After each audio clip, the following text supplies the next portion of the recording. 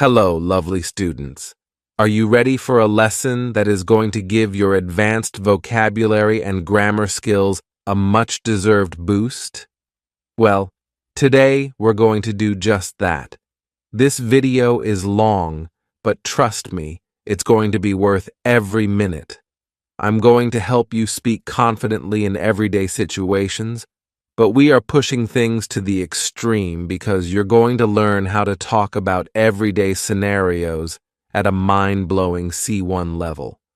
From your morning routine to ordering fast food and even navigating touchy subjects like flirting and breaking up, this lesson is going to give you the tools you need to use advanced vocabulary and grammar in real life. To a certain extent, some of these examples are a little bit dramatic. In all seriousness, my C1 students tell me that this is their favorite type of lesson. It's basically the most fun way to learn advanced English. To make sure you get the most out of this incredibly useful lesson, okay, now you know what's happening.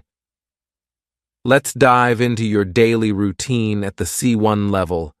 Get ready to learn how to describe your day-to-day life with really impressive vocabulary and grammar. Hello, lovely students, and welcome back to Bookish English. The first thing you learn when you take your first English class is normally the daily routine, right? I wake up, I get up, I eat breakfast.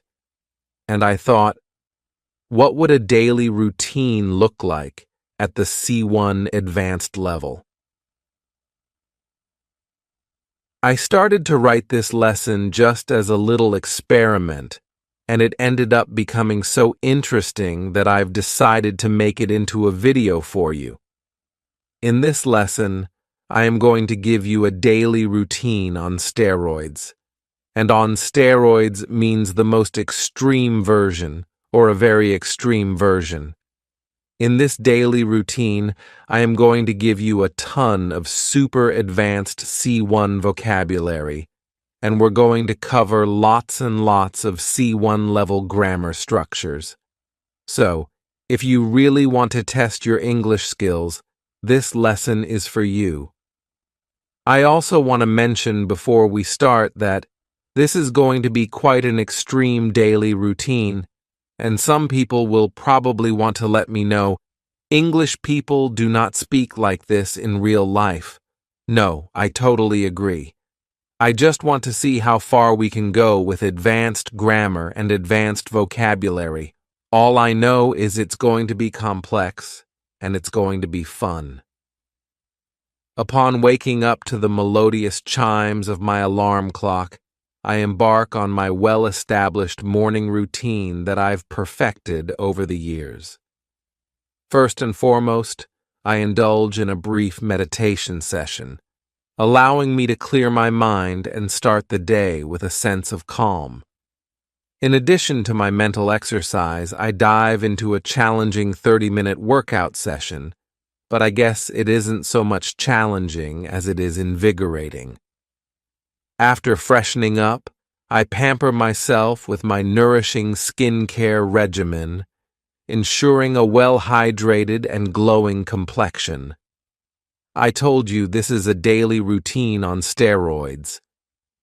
In order to reach the C1 level of vocabulary and grammar, there aren't many people in the UK that speak like this on a daily basis. Okay, so in addition to loads of really great vocab, we also have quite a few C1 level grammar structures. Let's start by looking at these 3 clauses. What do you notice about them? We have, upon waking up to the melodious chimes of my alarm clock. We have, allowing me to clear my mind and start the day with a sense of calm. And we have, ensuring a well-hydrated and glowing complexion. Well, these are known as non-finite clauses. A non-finite clause is a type of clause that doesn't have a subject and a finite verb, a verb with tense and agreement.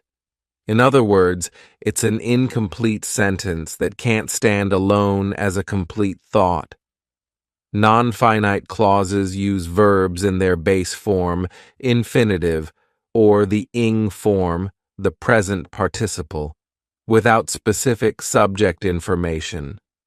These incomplete sentence building blocks help add more context and information to our sentences. Now, let's take a look at another structure in this paragraph. It isn't so much challenging as it is invigorating. So, using not so much plus adjective plus as plus adjective is an advanced comparative structure we use to compare two related qualities. Okay, I'm going to address one more grammar concept from this paragraph before we move on to the rest of my routine. Compound adjectives like well-established, 30-minute, and well-hydrated. So compound adjectives are adjectives that are formed by combining two or more words to create a single descriptive term. These adjectives are commonly used to convey complex or specific qualities that may not be easily expressed with just one single word. I used several hyphenated compound adjectives in this first paragraph, and we use the hyphens to clarify that the words are meant to be taken together as a single descriptive unit. Right, let's see what I get up to with the rest of my C1 extreme. This is going to get complex. No sooner have I got dressed in my most casual yet professional attire than I am wolfing down a hearty breakfast to fuel my day ahead. With a steaming cup of herbal tea in hand, I scan the morning headlines to stay informed on the happenings of the world. Meanwhile, as I commute to work, I immerse myself in an audiobook, relishing the well-written prose and captivating storytelling. Thus, I arrive at work ready to tackle the day ahead of me. Wow, that's really sounding like a novel at this point. Okay, let's see what we've got here. In the first sentence, no sooner have I got dressed in my most casual yet professional attire than I am wolfing down a hearty breakfast to fuel my day ahead. The construction, no sooner have I got dressed, is an example of negative inversion. Negative inversion is one of my favorite grammatical structures. I absolutely love the way it sounds, and when students learn it, they can instantly sound so intelligent when they speak. So, negative inversion is where the usual word order of a sentence is inverted or changed when a negative adverbial expression is used at the beginning of the sentence. The construction is important because it adds emphasis. I'm not just saying, I have got dressed, but I'm highlighting the immediacy of the action by using no sooner. This construction often indicates that one action happens immediately after another, almost without any delay. Using negative inversion helps to add a little flair to the story instead of sticking to the same subject-verb type construction, but it should be used sparingly. If you use it too much, it will sound pretty contrived. The final two sentences featured signposts. And no, I'm not talking about these. I'm referring to language like meanwhile and thus. Using signposting language like this is giving your writing a GPS. It helps steer your audience smoothly along and keeps your thoughts organized. These little words and phrases act as the glue that holds your writing together. Think of it this way. Without these signposting cues, your writing can get all jumbled up and end up sounding like a bunch of random thoughts. Let's do a quick comprehension check. Can you identify the signposting language in our first paragraph? I'll give you a few seconds to read through. Use your pause button now to have a read through. In 5 seconds, I'm going to give you the answers. Okay? You should have said first and foremost, in addition to, and after. Okay, what's the rest of my day looking like? Upon arriving at the office, I buckle down and get on with my work, meticulously completing my tasks in the most efficient way possible. It's knowing that I'm contributing in a meaningful way that I thrive on, and I actively seek opportunities to enhance my skill set. Throughout the day, I engage in productive dialogues with colleagues, synergizing ideas, and learning from their unique perspectives. All right, we have a few things to look at here. First, we have the clause, meticulously completing my tasks in the most efficient way possible. This utilizes a post-modified superlative adjective. That's quite a mouthful. Post-modified superlative adjective. So, this is an adjective that is placed after the noun, and it modifies or adds emphasis or specific information about the noun. This construction is used to highlight the extreme quality of the noun in comparison to others of its kind. The structure of the second sentence was a bit of an odd one. It is knowing that I am contributing in a meaningful way that I thrive on, and I actively seek opportunities to enhance my skill set. We call this a cleft sentence. A cleft sentence is a grammatical construction used to emphasize a particular element in a sentence by dividing it into 2 clauses. I know I said that negative inversion was my favorite, but I actually think it ties with cleft sentences. Once you master these, it opens up an opportunity to really add some interest to your creative writing.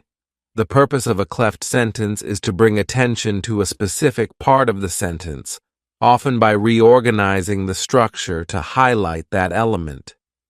In this case, I wanted to highlight knowing that I'm contributing in a meaningful way, so I was able to restructure my sentence to make sure that this portion of the sentence was the main focus.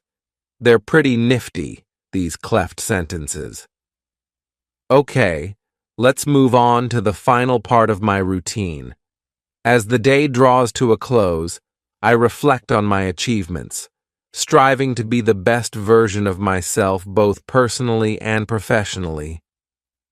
All I hope is that I outdo my previous accomplishments each day, as I embrace life with unwavering determination.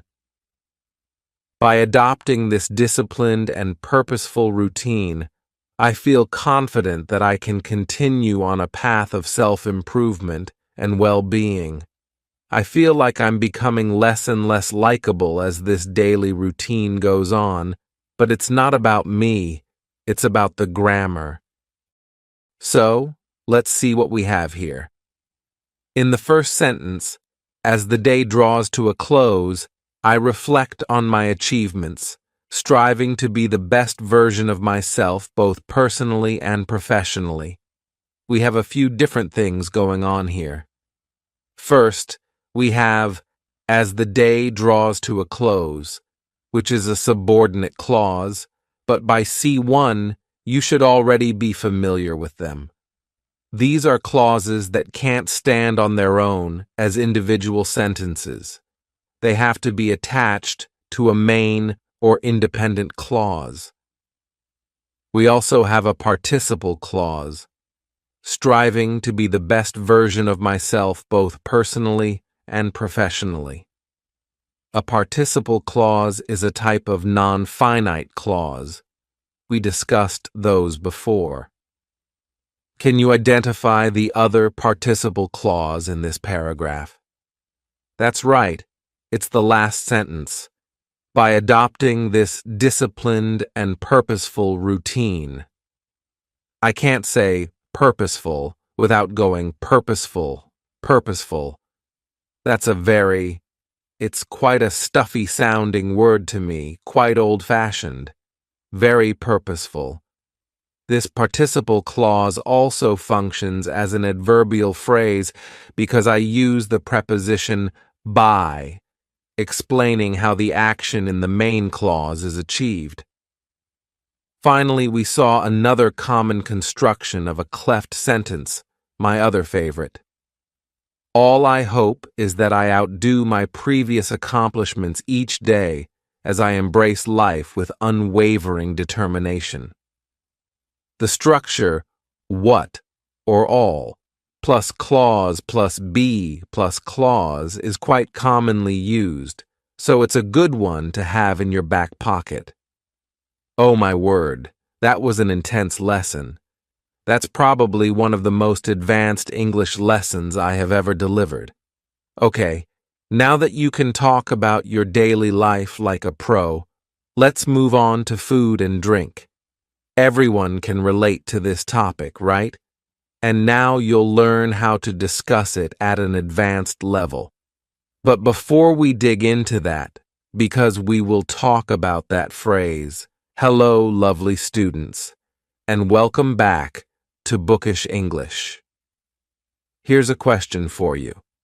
When you learn another language, when you start to learn English, what is one of the first topics you want to learn about, apart from swear words? Food and drink, obviously. You tick them off, you learn the basic vocabulary, and then you forget about them. I want to bring them back.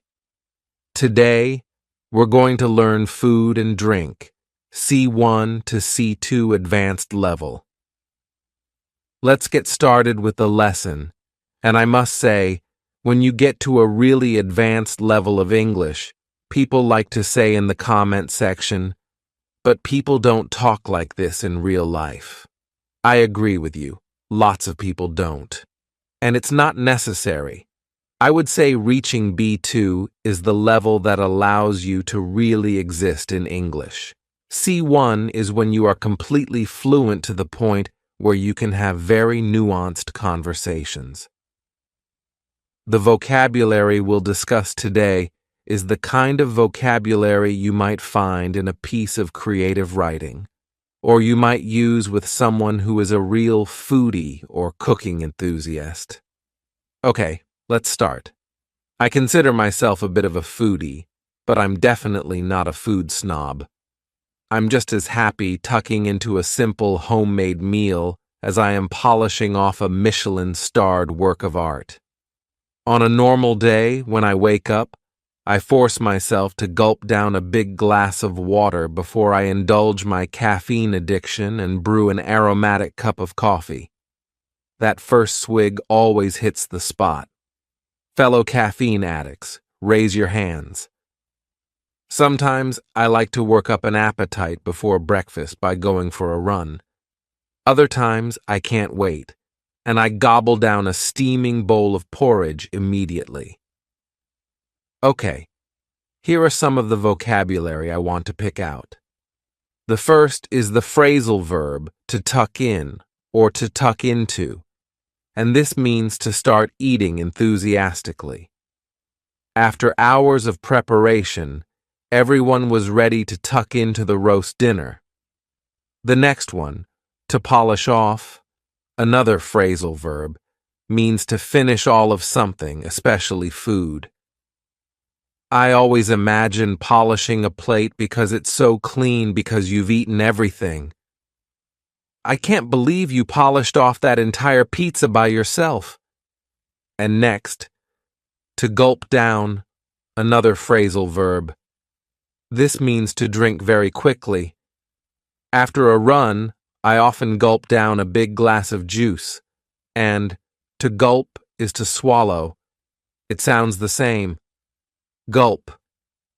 The next is a verb, to brew, which means to make coffee or tea by adding hot water to the beans or the bag. The highlight of my morning is the fresh pot of coffee my husband brews every day. Sometimes we will call a cup of coffee or a cup of tea a brew. Do you fancy a brew? As a noun. Next, we had an adjective, aromatic. Aromatic. And please focus on the pronunciation here. Aroma as a noun. Aromatic. This means having a pleasant and distinctive smell. Spices like cardamom and cinnamon make curry an aromatic dish. Note that we can use it sarcastically. If I smell a dirty sock, I might say, very aromatic, meaning it stinks. Number 6. This is a noun, a swig. It means an amount of something that you drink quickly, and it can also be used as a verb, meaning to have a large, quick mouthful of a liquid or gulp of a drink. After reaching the peak of the mountain, he took a big swig from his flask of iced tea. We take a swig. You can say, to have a swig, but take is the stronger collocation. We could also say, he swigged from his flask of iced tea, slightly less common. Number 7, nice phrase here. To work up an appetite. To work up an appetite means to do something, normally strenuous, that makes you feel hungry. I was gardening all morning, and I really worked up an appetite. And the final one, a nice slang phrasal verb, to gobble down. To gobble down means to eat very quickly with lots of swallowing. It's just an emphasis here. This particle doesn't really change the meaning of the verb, a bit like with to sit and to sit down. There's no real change. We're just emphasizing the direction of the action. The food is going down. We sit down. An example. My dog always gobbles down his dinner as soon as I give it to him. That is so true. He really does gobble down. There's no better verb or phrasal verb to describe it. Okay, next part of the story. When I have time, I love nothing more than whipping up some dishes in the kitchen. When I was in Tuscany recently, I learned to make this incredibly flavorsome pasta sauce. The ingredients are so simple but fresh, and it's mouth-watering. I love cooking one-pot meals too because they're so easy, and there's minimal cleanup. Speaking of, we're very lucky to have a dog who hoovers up any stray crumbs, so our kitchen is usually pretty clean. Okay, there was a lot of good vocab in that passage, so let's have a look. Number 9, we have to whip up. To whip up is a nice slang phrasal verb. It means to cook something quickly, especially using whatever ingredients you have to hand. Don't worry, everyone. I'm going to whip up a gourmet feast of beans on toast. Beans on toast is a really typical British meal when you don't have any food in the house. We nearly always have a tin of Heinz baked beans, or actually, now with inflation, we're buying supermarket brand ones, and toast. So, beans on toast is a very common, I don't know what to make. I don't have anything. I'll make beans on toast. Next, number 10 is flavorsome. Flavorsome means delicious and full of flavor. Notice the pronunciation. 2 schwa sounds there. Flavorsome.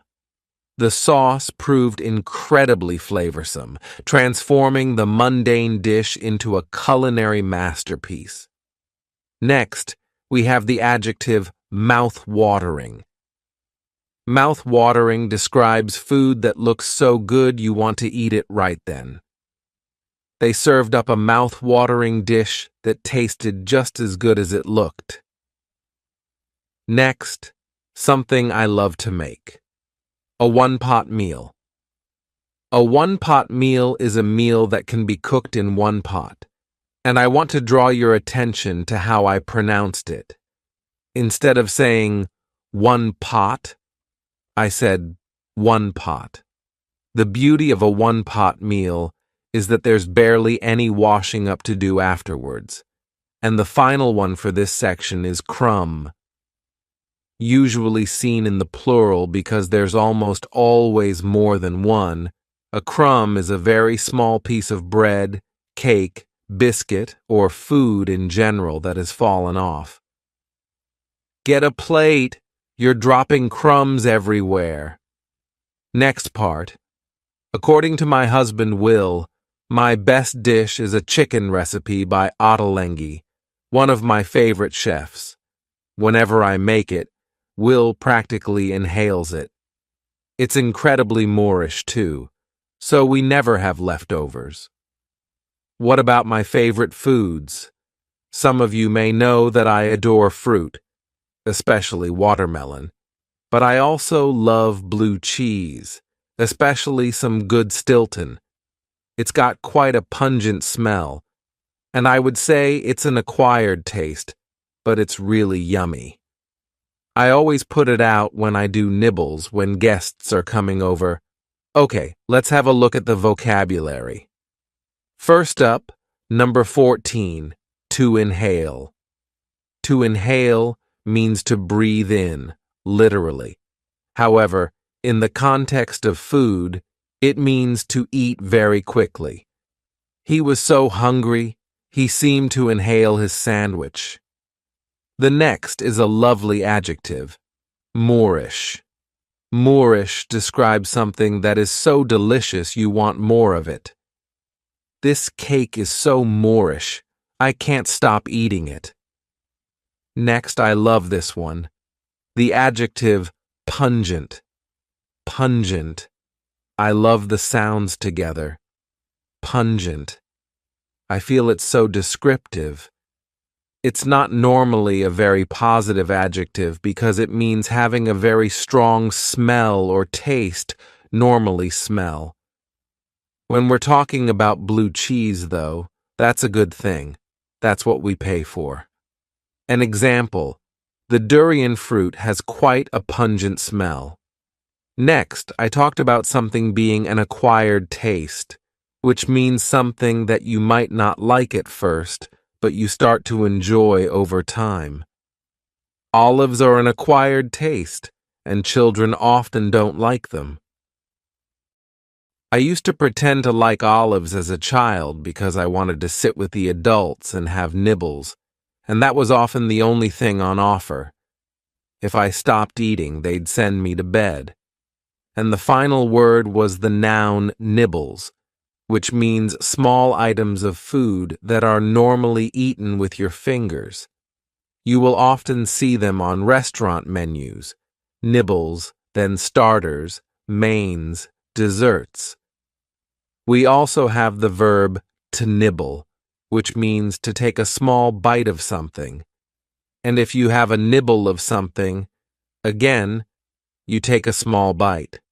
But nibbles in general are little snacks you normally eat with your fingers. I put out some nibbles like cheese and crackers before dinner. Okay, last part of the story. Will and I also love eating out. If I know we're going somewhere special, I make sure to not spoil my appetite beforehand. Even so, my eyes are often bigger than my stomach, and I end up with too much food. Doggy bags aren't much of a thing in the UK, but I wish they were. I always walk out of a restaurant completely stuffed. Okay, finally, here are 4 more words and phrases to finish off this video. Number 19 is to spoil one's appetite. To spoil one's appetite means to eat something before a meal that causes you to fill up or not feel hungry. Don't have that chocolate bar. It'll spoil your appetite. Next, one's eyes are bigger than one's stomach. If your eyes are bigger than your stomach, it means you order or put too much food on your plate and you can't finish it. I always have eyes bigger than my stomach at a buffet. I want to pile my plate with absolutely everything, And then when I start eating, I realize I've taken way too much. An example. Sorry, I really can't finish this. My eyes were bigger than my stomach. The next phrase, and this one might surprise you, is doggy bag. A doggy bag is a bag or a box you get from a restaurant to take home your leftovers in, and it's more common in the US. It's becoming more of a thing in the UK. When I went to the US, I was really shocked at how big their portions were, but when I mentioned it to my American friends, they said, "Don't judge us because we take almost everything home with us at the end of the meal, and we have it as leftovers in our fridge." And it made perfect sense. For me, in the UK, I would say we are more inclined and often pushed by our parents to finish everything on our plate. An example. Could I have a doggy bag, please? It was delicious, just a huge portion. And the final word I want to talk about is the adjective stuffed, which means very full. I couldn't eat another bite. I'm absolutely stuffed. Okay, that's it for your C1 food and drink lesson. Now that you've got a taste for food and drink vocabulary, let's focus on a specific scenario. Ordering a coffee. If you're not a coffee person, don't worry. These skills can be applied to ordering whatever your drink of choice might be. Let's take your coffee ordering skills to the next level. Hello, lovely students, and welcome back to Bookish English. Today I decided to really push myself and push you too, and see if I could write a lesson about ordering a coffee in English at a C1 level. How advanced can we make ordering a simple cup of coffee? Oh, just watch me. It's going to get advanced. Right. Let's get started. So we all know that ordering a coffee is one of the first things you learn in English, and it can be very simple. Can I have a coffee, please? This way of ordering a coffee is absolutely fine. It's perfect, in fact. Although it probably wouldn't work in somewhere like Starbucks, where an order is more like, "Can I get a doppio half-calf skinny mocha venti to go?" You love one of those.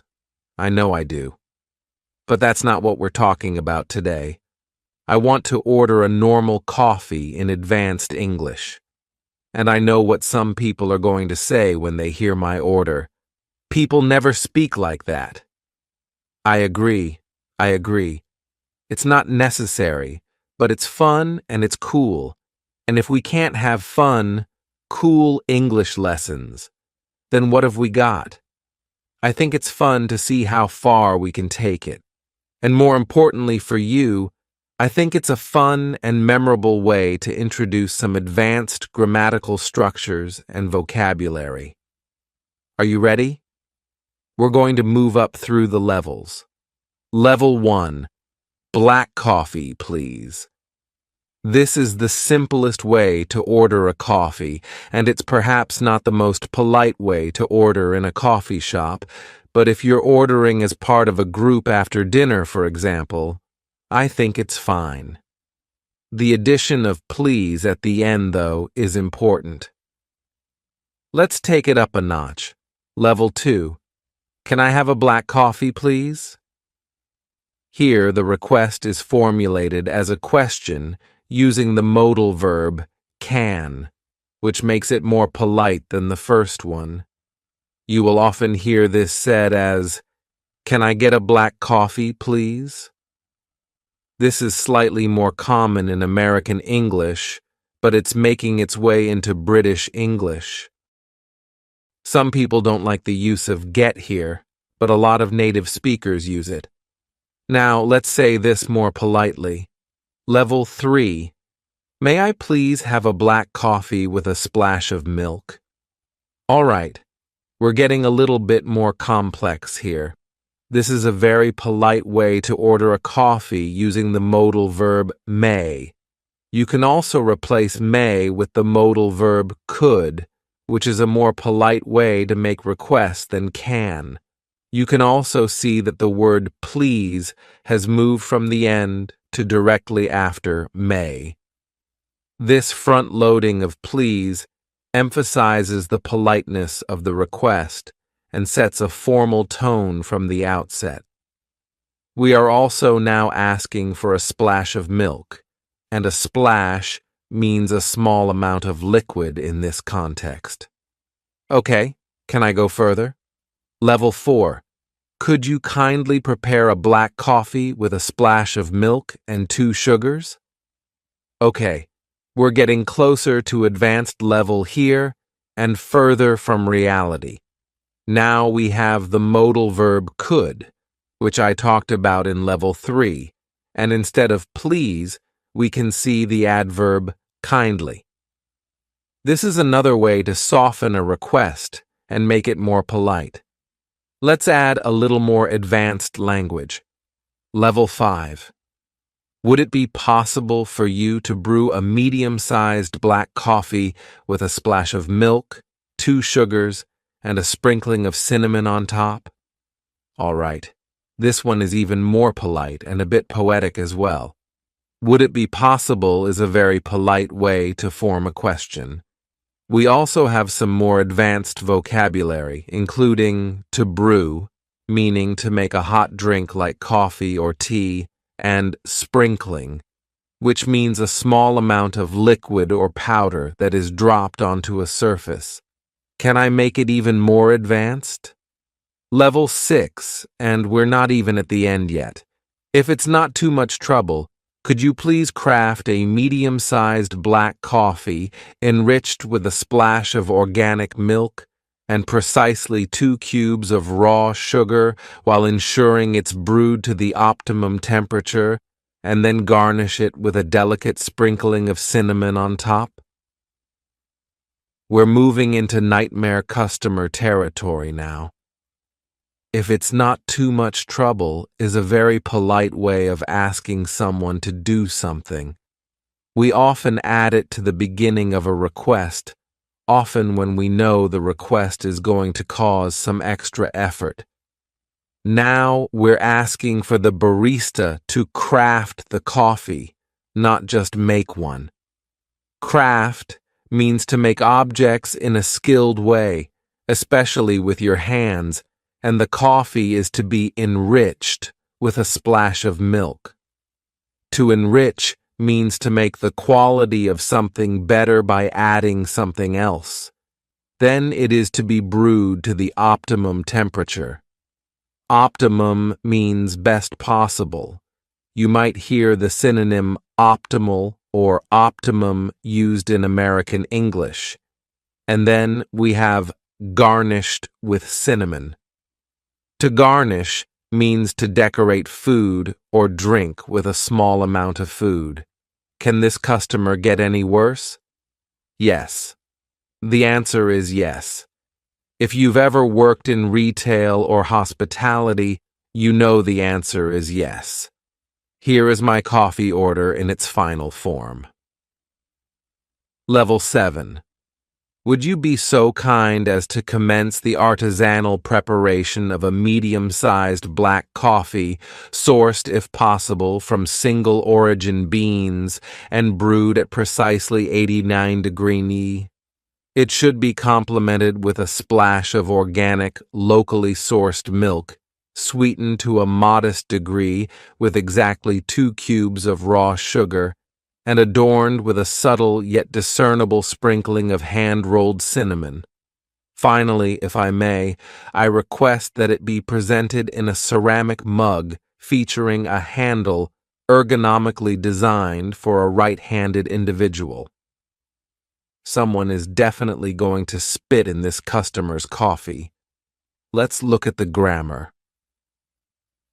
Would you be so kind as to is a very polite and formal way to make a request. And in the final sentence, you saw the structure, I request that it be presented.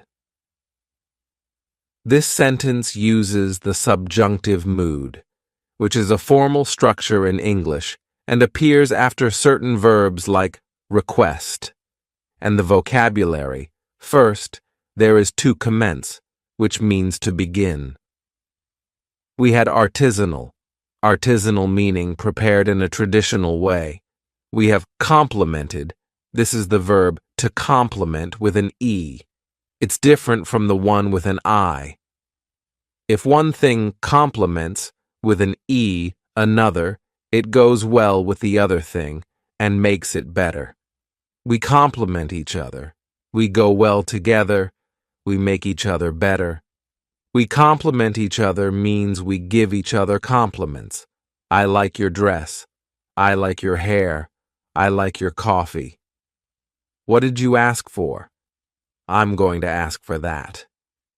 Little did she know. We also have adorned with. The verb to adorn means to add something decorative to a person or thing to make it more attractive. We also have the adjectives subtle and discernible. Subtle means not obvious or noticeable, while discernible means able to be recognized. So, I wanted it subtle but discernible. Nightmare. And finally, perhaps the most egregious request. An ergonomically designed handle. Ergonomically means in a way that makes something, equipment or furniture, comfortable and effective for people who use it. What did you think of my C1 level coffee order? Is it realistic? No? Is it interesting? I think so, and I hope it will help you to remember some of the structures and vocabulary that I've presented. We really do use all of these words and phrases in real life. Okay, now it's time to shift gears and spice things up. In this lesson, we're going to explore the art of flirting in English. You're going to learn colloquial language and slang that will help you navigate these exciting social interactions. Let's get flirty. Hello, you gorgeous things, and welcome to my super advanced lesson on flirting. In this lesson, I am going to show you how you can ask someone out, how you can flirt with someone at a C1 to C2 advanced level. We're going to be focusing on British English slang, and we'll also touch on some pronunciation as well. Okay, let's start with the first one. This is a baseline. It doesn't have any slang, it's a starting point so that you can make comparisons with later passages. Let's try it. Ready? My friend doesn't think you'll agree to go on a date with me, but I'd love to take you out for dinner sometime. Nice and simple. A nice, easy start. That's our baseline. Let's move to the next level. Level 2. I've been wanting to ask you out all night, but my mate told me I had no chance of getting a date with you. He'll be absolutely speechless if you say yes. So, do you want to get a bite to eat? No pressure. So, did you understand all of that? It wasn't too advanced, but there are a few words that I really want to look at. The first one is mate. Mate here, in this context, means friend, and it's really common in British English, but it's even more common in Australian English. For example, my mates encouraged me to ask you out. The second word is the informal contraction wanna, which is short for want to. Some people pronounce it wanna, others wanna with more of an O sound. Some use a wanna as an alternative. An example, do you want to go for a drink sometime? And the final phrase from that text is a bite to eat. A bite to eat. Now, notice the pronunciation here. In fast speech, when one word ends in a vowel sound and the next one starts with a vowel sound, we often add an extra sound to make it easier to say. In this case, The extra sound is W, a bite to eat. But what does it mean? Well, a bite to eat often means a small meal. However, we also use it in conversation to ask if someone wants to go out for something to eat. Not necessarily something small. It's just very informal. For example, fancy getting a bite to eat at the local pub? Note that you will also hear bite on its own or a bite on its own. Fancy a bite later? Fancy something to eat later? Now, before I move on, I also want to talk about something in this question. You might have noticed that do is missing from it. Instead of saying, do you want to get a bite to eat? I just say, you want to get a bite to eat? In informal speech, we often omit auxiliary verbs like do from questions. If we want to go super informal, we can omit you as well. Want to get a bite to eat? Okay, I can do better than this. We can go more advanced. Let's try level 3. Ready? You are by miles the most stunning person in the room, and I've been weighing up whether to come over all night. My mate over there, the slightly trolleyed one, told me I didn't have a chance in hell of getting you to go out with me. He's going to be gobsmacked if you agree. So what do you reckon? You want to go out for a slap-up meal sometime? No worries if not. Okay, how did you do with that? It's definitely getting more advanced. Not too advanced, though. It doesn't sound like you're trying to be Shakespeare. The first phrase is by miles. By miles. You can also say by far. It means by a very large amount or by a long way. We do not use the metric system when we use this phrase. We can't say by kilometer. It just doesn't sound right. An example, you're the funniest person I've ever met, by miles, by a long way. We also had to weigh up.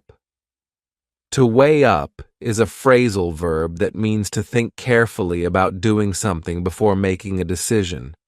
There is another linking sound in that phrase. To weigh up, can you hear it? We insert a little Y sound. My next word is extremely colloquial. Trolleyed. Trolleyed. This means very drunk. Ben's trolleyed, get him a taxi. And next, we have an idiom. To not have a chance in hell. Sometimes we omit the in hell part. We just say, to not have a chance, and even sometimes, to not stand a chance. We also use it with the verb to be. There's no chance in hell that he will go out with you. Now, this example might sound a little bit mean, but it's an example of British banter, our humor. We often say these kinds of things to close friends, knowing, hopefully, that they will know that it's a joke. It's like playful teasing. It can go too far, but be prepared for it if you come to Britain and mix with Brits.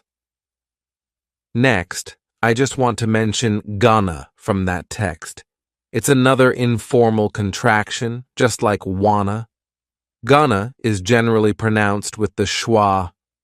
Gonna. You gonna ask him out or not? You gonna ask him out or not? Another great word, super informal. Gobsmacked. Gobsmacked. So gob is quite a rude informal slang word for mouth. Shut your gob. If you are gobsmacked, you are so surprised that you can't speak. You smack your mouth. I'm gobsmacked. I'm absolutely gobsmacked. It's very informal. I was gobsmacked when he turned up to our date wearing a tuxedo black tie.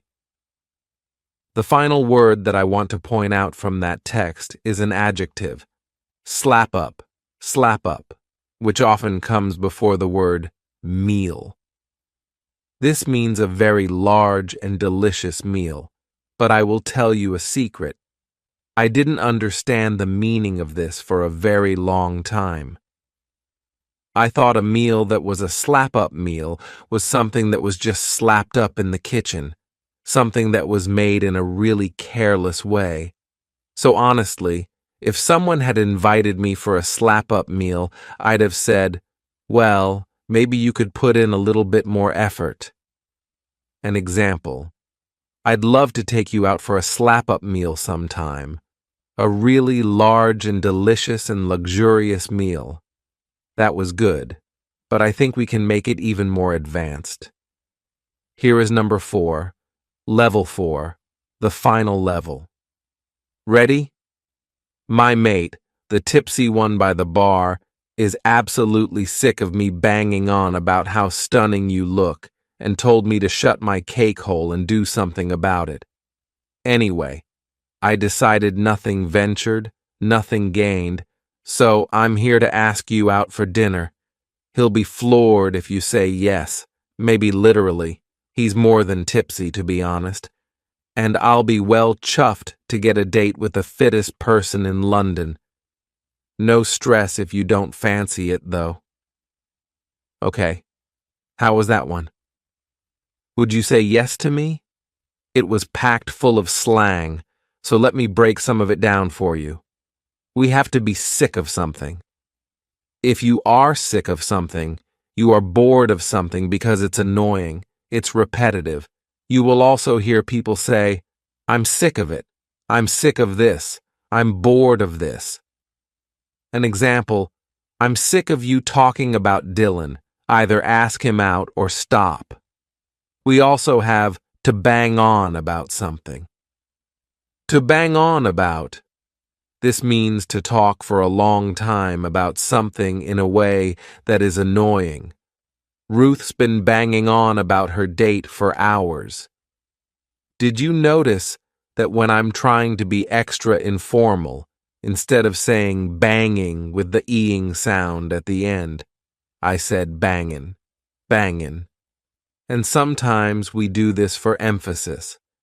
It also sometimes happens when we talk quickly. I've been singing for hours, should be singing. The next word is possibly the funniest one on my list, cake hole, which is British slang for mouth.